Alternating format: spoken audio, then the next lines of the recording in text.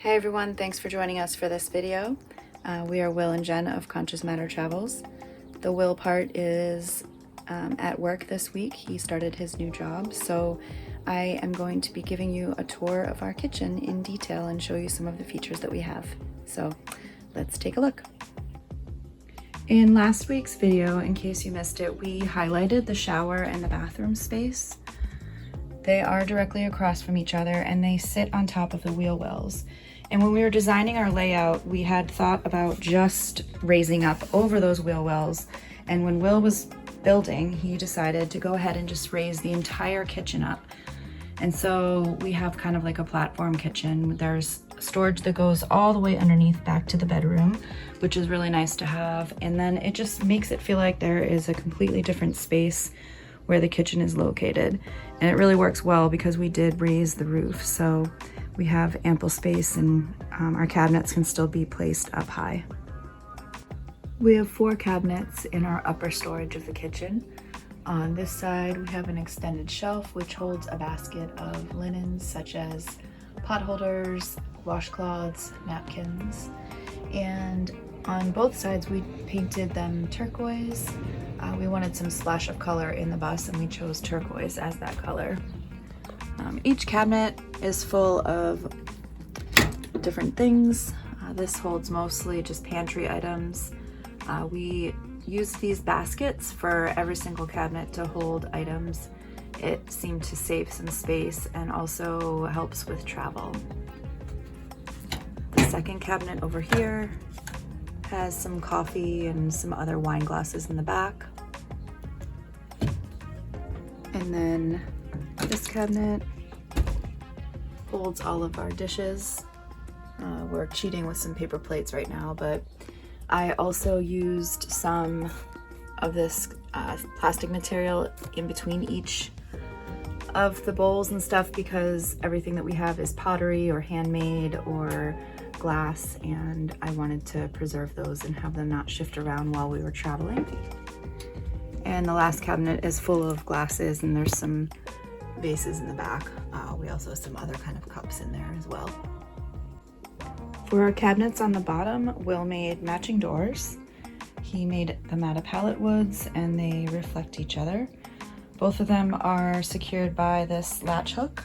And in the cabinet underneath the sink, we have the water heater. We have more storage with the baskets for cleaning supplies, which these are in particular my favorite. My mom gave me these for Christmas one year and they just slip on your feet and that's how I mop the floor. Saves on having any kind of like mop with a handle. We have essential oils and toiletries and kind of a small medicine cabinet in this one. On the opposite side, we have more food storage.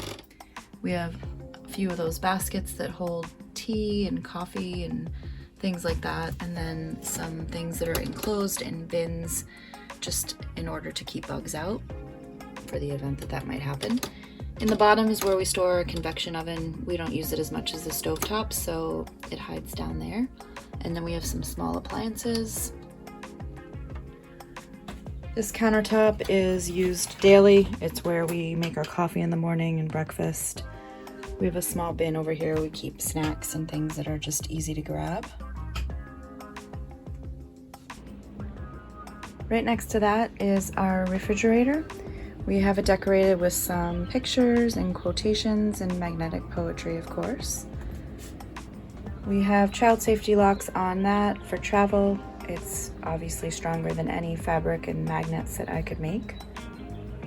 It is definitely big enough for our needs. The freezer's on the top and our fridge portion is on the bottom. On top of that, we have a couple bins where we keep spices and oils, and they are secured actually on the bottom with Velcro, and they don't move at all when we are in motion, so we're happy with that.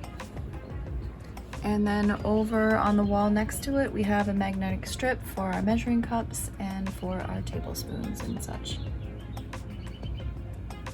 On the opposite side, we have another magnetic strip.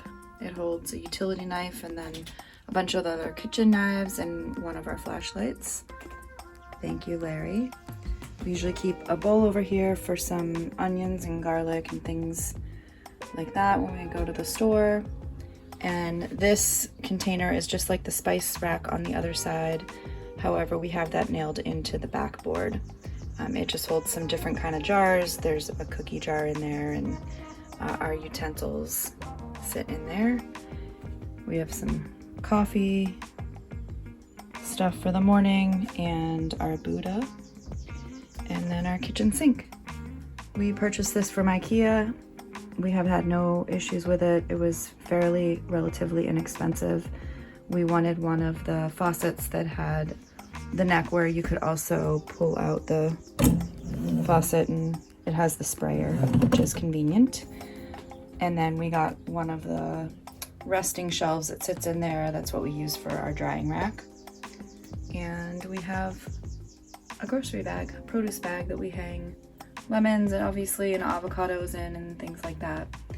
The last item underneath our shelves is we do have some mason jars on this side. They're filled with nuts and pretzels and oatmeal.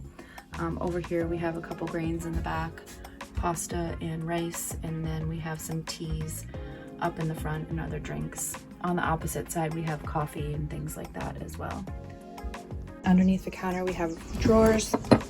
This one is our utensil drawer, where we keep our forks and knives and spoons, and then some other items that we don't use as much are in the back. It also holds our toothbrush and toothpaste because we don't have a bathroom sink, which is working out just fine for us. Underneath those drawers we have our junk drawers.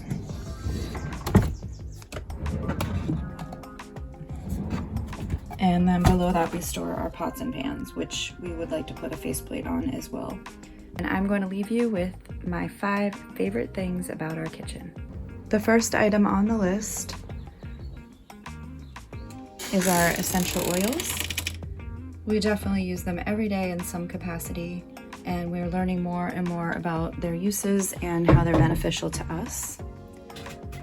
The second item is this food scraper. It has a corner that is very square, it has one that's rounded, and it really scrapes off those resistant food scraps that aren't coming off your pots and pans, and in turn then saves water because you're not continually running water in them to get that stuff off. The third item is our coffee stations. Will is using MCT oil and some kratom and lion's mane in his right now, and I've been using mud water as an addition to my coffee, despite the fact that it's really supposed to be its own drink in itself. Can't seem to break myself of the coffee habit in the morning.